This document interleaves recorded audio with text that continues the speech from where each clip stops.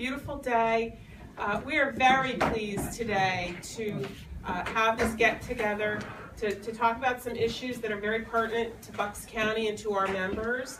Before we get started, I would like to acknowledge that we have our BCAR president, Alex Schneider, here today. We have our immediate past president, Chris Beedling. We have Jamie Ridge, who's the CEO of the Suburban Realtors Alliance, of which we are shareholders. Thanks for being here, Jamie. And so today we have to introduce Representative Santarsiero. We have Todd Polinchak, who is a past president of the Bucks County Association of Realtors. And in January 2016, Todd is going to be sworn in as the president of the Pennsylvania Association of Realtors. We have not had a PAR president from Bucks County since 1972. So we are thrilled. So without further ado, I'm going to turn the floor over to Todd to introduce the representative. Thank you. That's kind of you.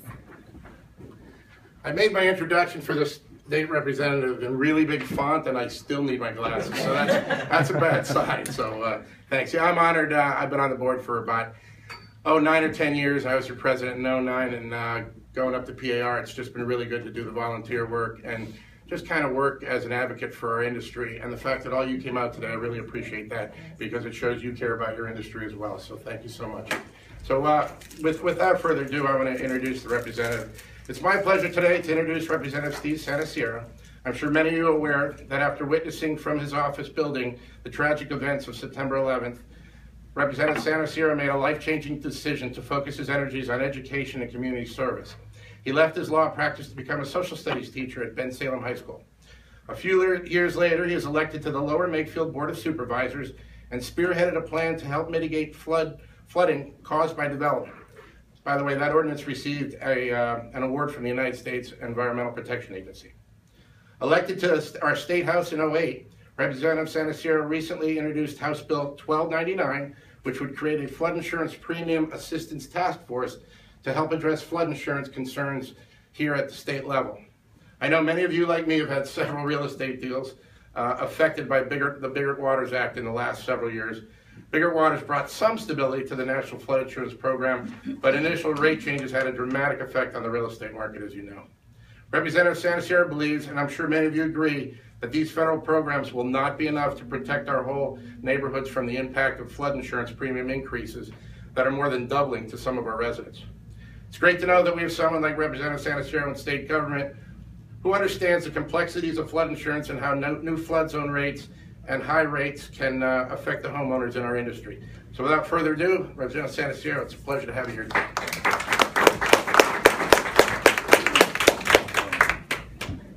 Thanks, Todd. And just so Todd doesn't feel that he's alone in this, these are my reading glasses. I try to keep them with me as much as possible. I turned 50 this year, so it's becoming more and more of an issue. Thank you all for having me this morning and for coming out and taking some time out of your busy workday. I appreciate that. This is a great turnout, particularly the week before Labor Day, so I really do appreciate it. And we've got some important things to talk about. And, you know, I really wanted to have this opportunity for a couple of reasons. One, to get to know you better, obviously, but also to really ask for your support and partnership in trying to get House Bill 1299 moving, precisely because it is such an important issue that affects so many of our communities across the Commonwealth of Pennsylvania. And I'm going to really begin by talking about that, if I may. As Todd said in his introductory remarks, you know, the Biggert Waters Act really was kind of a shock to the system for many of our neighborhoods. It put many of our homeowners in a very, very difficult position, rolling back the subsidies that had been coming from the federal government. At the same time that FEMA was doing a remapping of the floodplain throughout the country. And I can tell you that, at least in my district, and I'm sure this is the case in many other places as well, that that remapping of the floodplain really worked a disservice and was really in many ways fundamentally unfair to many homeowners. because it went about a process that did not take into consideration some of the things that had changed in the region. I'll give you an example. In Lower Makefield Township, whereas Todd noted I was a township supervisor, after the 3 really significant floods of the last decade, we undertook some engineering controls that were designed to mitigate flooding tendencies going forward. So, for example, we put backflow preventers in our storm sewers. Those backflow preventers, essentially, when there is a flood and you get waters coming back up from the river through the storm sewers that are usually intended to take water out, the water comes back up. These backflow preventers prevent that from happening. So that cuts off one other avenue of potential flooding. Another thing we did, we used to get a lot of flooding from the Delaware Canal, which, as you know, is parallel to the river. And so that area between the river and the canal, we'd get it from both sides. And in fact, in some neighborhoods, the only time they ever got flooded was from the canal, not from the river. But it happened that those events would happen simultaneously because it was those tremendous stormwater events that would create the flooding in the first place. We had the canal dredged. I went down to Philadelphia as the chairman of the Board of Supervisors. I got Governor Rendell to release the money to do that. And then we had the culvert that goes over the canal widened so that more water would be able to pass through. Our engineers told us, and later events proved, that those things made a real difference in preventing further flooding from happening. But when FEMA came and redid their maps, they didn't want to hear anything about any of that. And none of that was sufficient in their analysis to say that these particular neighborhoods and these particular homes were no longer in the floodplain. So you had that double whammy of bigger waters plus the remapping that really put many of our neighborhoods in very difficult positions. And I have been working very closely with citizens groups in my State House district, but then also with some of my colleagues in the legislature on both sides of the aisle, whose districts in a similar way have been affected by these changes, in talking about what can we do at the state level. Now, initially, we thought that the federal government was going to offer some significant relief. And they've offered some, but in the long term, it's really not enough to deal with this problem. And so our fear is still that if we at the state level do not act, we could very easily be in that situation, and in some cases we're in that situation already, where people who purchased their homes, in some cases 20, 30 years ago, with one set of expectations about what they were going to have to do by way of flood insurance, are now in a position where the game has been changed, the rules have been changed midstream, no pun intended, and they can no longer afford the flood insurance, and they really can't sell their home either because no one is going to want to buy the house knowing that they've got to take that premium on. So it really makes an untenable situation, and it threatens to turn some of these neighborhoods into ghost towns. And that's not good for the other homes in the neighborhood in terms of their values. It's not good for our municipalities in terms of potential crime and tax revenue. And so it's something where I think the state really does need to step in. So I introduced earlier this year House Bill 1299. And the idea behind House Bill 1299 is not to come right out of the gate with a prescription about what has to happen, but rather to take a relatively short period of time, 6 months, to thoroughly study the problem and then come up with some proposed solutions.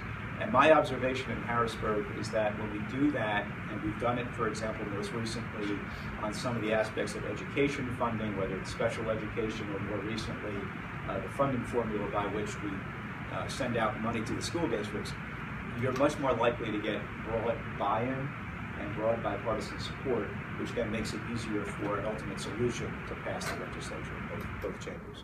So that's what 1299 is dedicated to do. And it includes some language that kind of would guide the work of the commission in studying the issue, because at the end of the day, really what we should be moving toward, in my view, is some kind of a fund which could then provide subsidies for homeowners.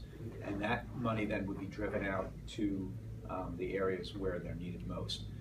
Now, one part of that I'd like the this task force to take a look at is whether we can incentivize municipalities at the same time to do some of the things that Lower Makefield did that I just described. Some engineering controls that will help mitigate flood tendencies over time. So this is really an opportunity where we can both help homeowners and address a really serious problem with our real estate industry, and at the same time incentivize better policies at the local level, which over time hopefully will help mitigate flooding.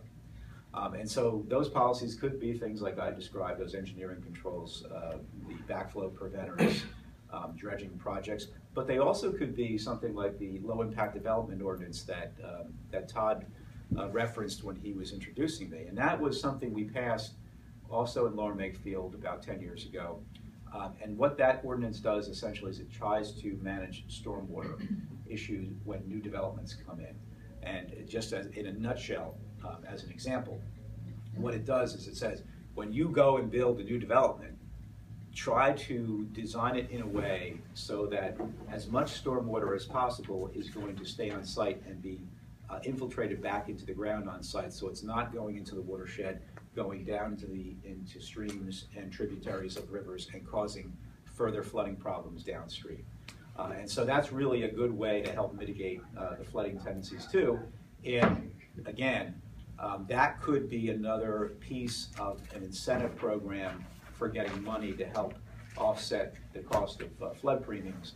If we were to say, for example, the towns, if you enact something like a low impact development ordinance, you might be eligible for more money, or however the formula works, you might be higher on the ladder for getting that. So that's kind of the overview of what we need to do. And the other piece, obviously, is we need to get a really good sense of really what the magnitude of the problem is.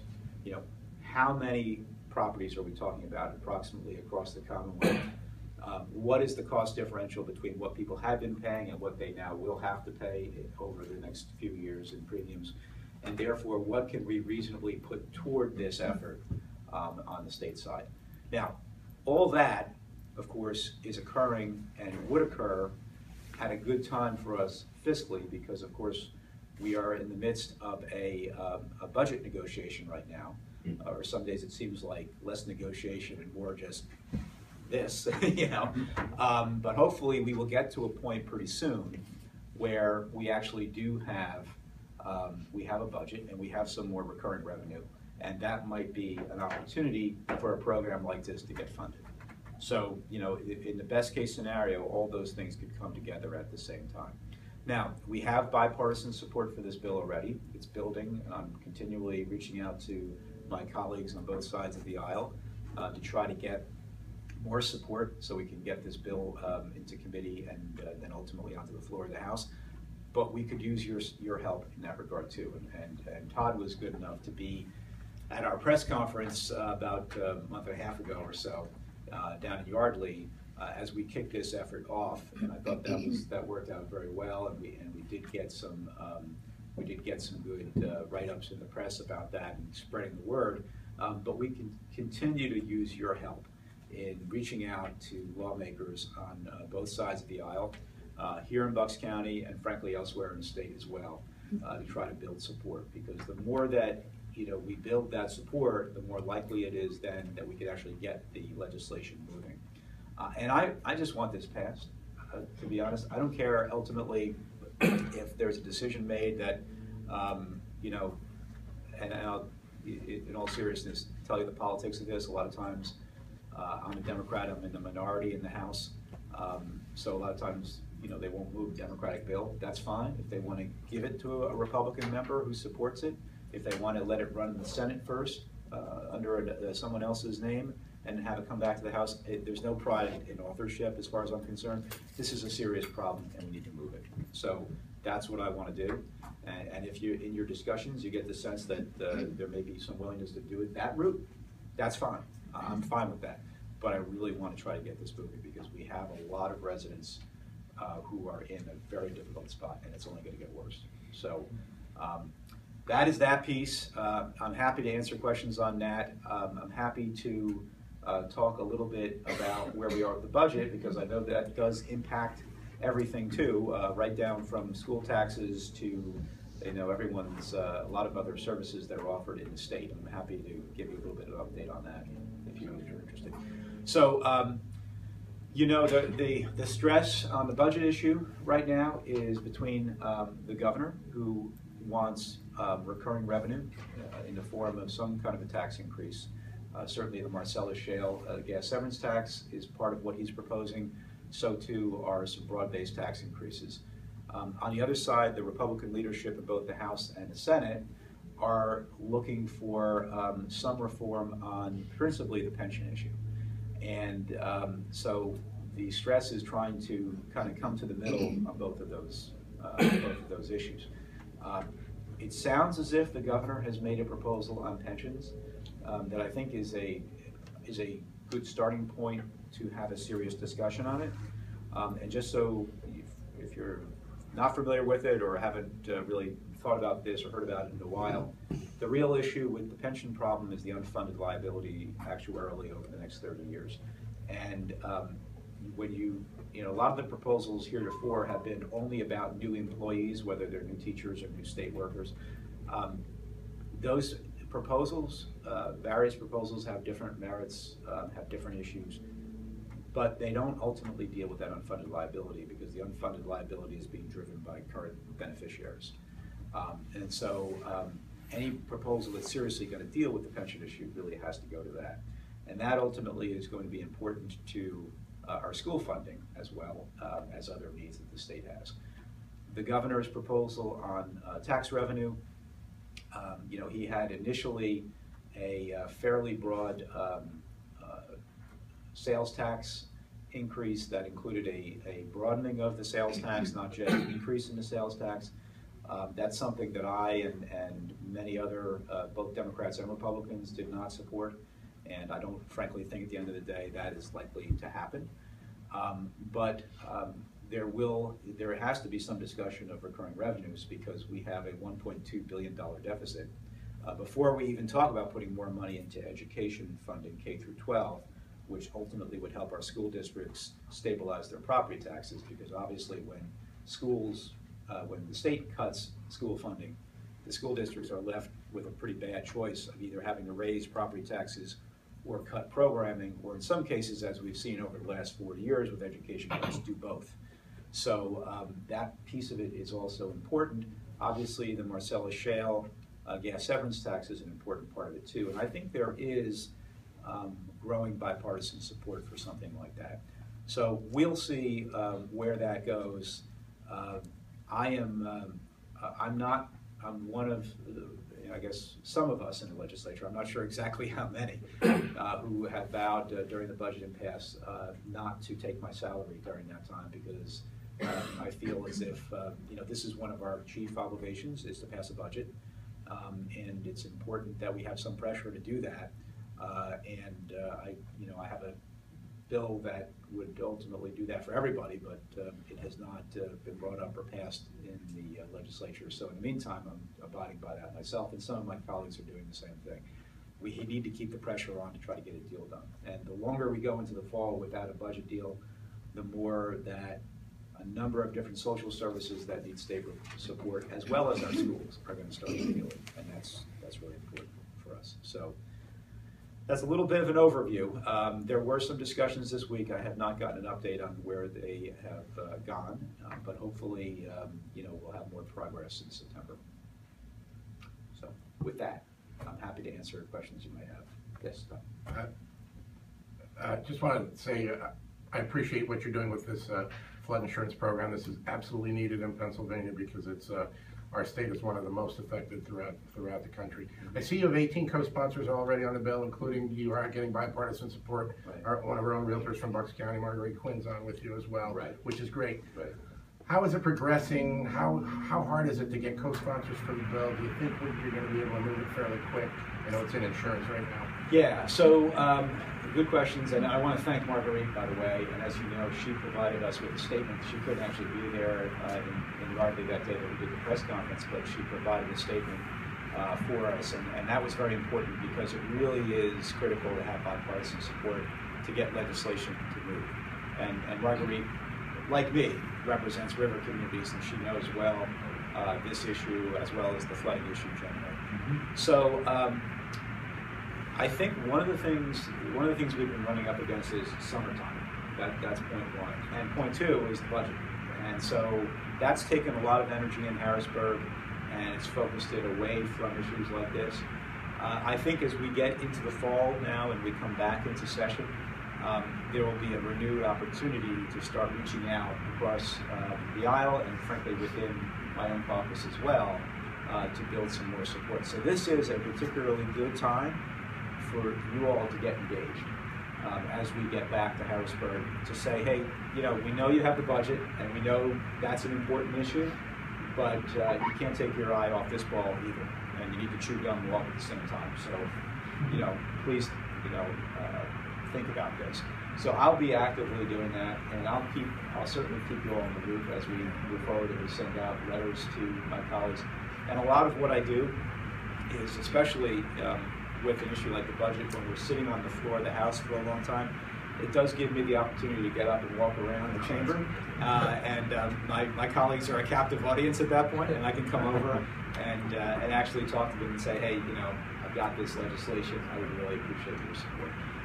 Part of it also is I'd like to, I'm trying to set up meetings with both the Democratic and Republican leadership in the House and in the Senate, because I'd like to get it in front of the Senate as well, and I'm going to be talking to our senators here too to see if they'd be interested in sponsoring some, basically a similar piece of legislation in the Senate.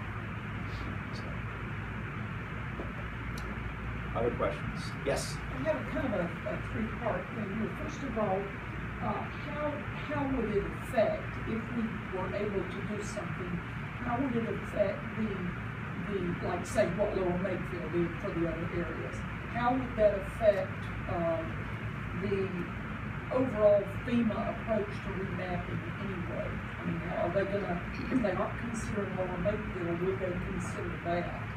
And so, yeah, go ahead. I'm sorry. Do you want me to take it one at a time? Okay. So I don't know that it necessarily would affect FEMA's decision-making process. Again, I wish that they had been open to listening to that argument in the case of Lower Makefield and Yardley. Certainly, you know, our engineers had some very good arguments to make as to why those changes have really reduced the risk of flooding for those particular properties and neighborhoods. And while it wasn't particularly scientific, we did have some pretty heavy storm events since the 2006 flood and since those measures were enacted, where the floodwaters came nowhere near many of those neighborhoods. So, I'm not sure ultimately it will have an impact so much on FEMA as it will if, and again, I'm not saying this is what the state program would ultimately be, but if the program that we develop were to incentivize towns to undertake those mitigation efforts, then I think over time it would certainly help reduce the risk. It would certainly help reduce damage, which hopefully would have a positive impact on premium costs. And maybe over time it would get FEMA to reevaluate its method for deciding, you know, who's in the floodplain and who isn't. But at the very least, it would be an incentive system for the state to help make sure that these municipalities are taking similar steps so that we can reduce flooding risks over the course of time. And the second part is it possible, we're talking about the homeowners that bought under a certain set of circumstances and then they can't sell. Right. Is it possible to grandfather those people, at least eliminating the huge tax where they are? And of course, the people that bought would have to pay more, but it would make selling that much easier. It might make the people that are living there be able to live there. Yeah, well, again, looking at it from a subsidy standpoint from the state, because that's what we'd be talking about, is we would essentially be a state subsidy. There are lots of different ways that the task force could propose. I mean, that's another option that the task force could look at in terms of how we would structure the money going out. So I think those are things, again, why I think it's a good idea to have a task force that studies it and considers both the potential benefits and possible shortfalls in doing that kind of an approach. Yeah, and I guess the last part is, if you've got people that are living in areas where they're fighting just to keep their kids in decent schools, right, is it really fair to them to have to pay for the people on the river to maintain the insurance? Yeah, so here's the thing at the end of the day, and I've heard that argument from a number of different people, right? It's one thing when someone buys a property with full notice of what the issues are, right? Because under our system of commercial law and real estate law, when you're on notice, and you buy subject to a risk, and everyone goes in with the maximum amount of information, and presumably you make a decision based on all that information, and you balance it out and you decide that it makes sense or it doesn't. But when you're in a situation where someone has changed the rules midstream, and you've relied on one set of facts, and now those facts have been changed, when you've already made that fundamental decision, which is where I'm buying my home, my primary residence, my greatest asset in many cases, to change that is fundamentally, I think, unfair, and creates this problem that we're talking about. Now, it is in, I would argue, everyone's interest in that affected community, whether you live on the floodplain or you don't, to make sure that those neighborhoods do not ultimately become vacant lots. Yeah. Because that has an impact on crime, it has an impact on the desirability of the overall community from a perspective of people who are looking to move there. And it has an impact on the schools and the tax base, because now if we have these homes where no one is living there anymore and no one's paying taxes, well, that's going to mean that the school system is losing revenue, the municipality is losing revenue, the county is losing revenue. Every governmental entity that relies on that property tax is going to be hurt by it, and that means that potentially those taxes then rise over time. So I would argue that everyone has a stake in this, and it's in our interest to try to fashion some kind of remedy. And I think doing it on the state level spreads the cost of that over the entire Commonwealth, so that you don't have one particular community that's taking up the laboring oar. Again, I'm starting to keep using these, these water-related metaphors, but I think that's nonetheless a more equitable way to do it. Well, it doesn't our real estate law on eminent domain affect people unfairly all the time? I mean, they go in and do things that bring their property values down constantly. Well, potentially, yes, depending upon how it's used, right? But that doesn't mean that we should accept yet another level of unfairness, in my view. Yeah, right. I don't think that there's one. I'm kind of for the grandfather idea. Yeah. Of giving those people at least some break. But some break, yeah. I think that we see that all over the place. Yeah, and that again, that could be part of the mix. I mean, there are lots of different ways that a state subsidy program could be structured. But it's a good point. Thank you. Thanks. Other questions? I think there was someone else. Yes. I'm just wondering, what's the best way for us to reach out and help support your bill? Mm-hmm. So I think, let me give you the ranking of, from the standpoint of a legislator, when we hear from constituents and other people who are advocating for a position, phone calls are always the most effective. When you hear from someone over the phone, letters are the next best thing, and then emails. I would stay away from, to the extent you can, a form email. I mean, if you want to put together talking points that you could put into a letter or an email message, that would be great. But I tell you, when you get your email box gets clogged with 100 of the same thing, it has, I think, a little bit less of an impact than when you get more individualized communication from people. So that's important. So those are individual communications with individual legislators. Then there would be actually advocating with the leadership, because at the end of the day, the leaders are the ones who decide what legislation actually moves. So there's two different levels in this. One of them is building co-sponsors. The request of individual legislators is, please sign on to this bill. Then the second request is to leaders to say, okay, this bill is building support, please make sure it's brought up in committee. You know, whether you need to start with a hearing, which is and then a committee vote, because the way the process works is every bill gets assigned to a committee, a standing committee that deals generally with the topic at hand. So in this case, it's the insurance committee. The insurance committee needs to consider the bill, make potential amendments, and then pass it out of committee before it gets to the floor for a vote. That's generally the rule. There's a procedure where you can bypass that, but it hardly ever happens. Then it needs to go to the House floor, where it's considered on 3 different days. The first day is mostly a formality where it's read across the office and people know what the bill is. The second day is when the bill can actually be amended, and that's when any member can propose an amendment that's considered on the floor. And then the third day is when it's voted on final passage, and when it's passed on final passage is when it goes to the Senate.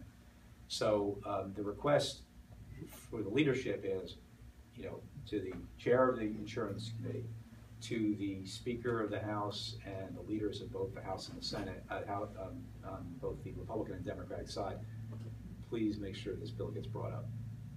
Okay, so that's really what we need to do. And again, I will do everything I can. If we can get it going in the Senate as well, and that gives us 2 bites of the apple, that's great. And I don't care whose name is on it at the end of the day. Yeah. So you're proposing to do the study to what municipalities are affected by this? I mean, how many numbers of, how much money? There's a lot of cities along the Susquehanna, the Delaware, Streamside, Harrisburg. I mean, I can think of a lot of places. It's monumental. Where is the funding going to come from? What's the proposal? Well, so just the budget. So that's why we're starting with the task force, because we have to answer all those questions, right? So actually, we had a map at the press conference that Todd participated in of Pennsylvania with all the various rivers and tributaries and floodplains, and it is enormous. I mean, we are one of the highest. Our state has one of the highest claim rates in the country. It's in the top 10, I believe. So it is an enormous problem. And what you need to do is not just identify those areas, but then get a better sense of how many homes in those areas are being affected or impacted by FEMA's mapping program. And then once you have a sense of what that is and what that differential is between what they were getting before at the federal level by way of a subsidy and what they are not getting now, and what the additional cost is going to be over time, then you have to take a look at that and say, okay, what reasonably can we afford as a state, right, to help the subsidy? Now, we're never going to be in a position where we can make up the entire difference. I don't think that's realistic. But I do think once we have a sense of what the total problem is, we can start talking about how we fund that. And as I said before, it's fortuitous that we have this discussion now when at the same time the legislature is considering a budget which I hope will result in recurring revenue, so that we're not, as we have been in the last, I think really since I've been a member of the legislature, every year looking at a budget deficit that we have to figure out how we're going to close that deficit. And that's been the case obviously since the Great Recession, and that impacted obviously not just Pennsylvania but states across the union. But we are constantly in this position where, you know, we have a $1 billion or $2 billion, even at one point as high as a $4 billion shortfall. So having some kind of recurring revenue helps us to resolve that, and then gets us to a point, hopefully, where we've got a revenue source that we can use to address a situation like this. So what are the ideas for the revenue source? Is it something that we haven't looked at before? Is it something new that you would say, you know, maybe we start this kind of taxation or something like that? Again, I'm not going to, this is what the task force has to do, right? Okay. So my idea, because, you know, to get the maximum amount of buy-in, and as I said before, with respect to, for example, the school funding formula issue, you really do need to have a bipartisan group looking at this issue in depth and then coming up with a proposal. That is the best way to actually get buy-in and then get a proposal passed. And I've seen this. I used to be a member of the local government commission, And the local government commission, which was a bipartisan, bicameral group, would often look at local government issues and come up with proposals on how to deal with them. And the great thing about the commission is because it's bipartisan, because it's bicameral, because it has a staff that looks very closely at a lot of these issues, when it comes up with a legislative proposal, it's almost always approved because everyone knows that it does a thorough job and that there's buy-in on both sides. And so that puts you in the best position to get something done. I could come out with a proposal tomorrow. I could try to get all this information, and it would be tough for me with my limited staff to get all that. But it would have a far more difficult time passing because it would not have had this broad input. And I want to make sure we get this right. So is $12.99 mostly to get the task force done? Absolutely, that's exactly what it does. Yeah, and the task force, it's a 6-month period, so we're not talking about years. We're talking about a finite period of time because there is some urgency there. And I think that there has been a lot of discussion on this issue, so we should be able to move it forward. Good question. Yes. How do the banks feel about this flood insurance being imputed because of the change in FEMA's plans and the flood insurance doubling and tripling for some people in Marty Borough? It's almost prohibitive that they do continue to live there. Right. And if they have some real problems, the bank is going to get the house back. Right. And then be stuck with a house that they can't market. It's a good point. I haven't spoken to the banks yet, but that's something we should do because I think they would have an interest in. They should naturally have an interest in this as well. So thanks. That's a good point. I would do that. I'm sorry if everyone. Sometimes when the fan comes on, it gets a little hard to hear. So I'm hoping that helps you hear. Sure. Any other questions? Yes. Just maybe I'm 2 steps behind here. In my experience, that we're finding that only with a change of property is this issue coming up with the change of the flood insurance premium. Am I hearing that it's just automatically they're being told that the flood insurance premium is now different and now they have to pay more? I mean, that's a question. For Yardley or for Lower Field or anywhere. Yeah. No, if you sell, if you stay, are your premiums being automatically? Yes. Everybody. Yeah.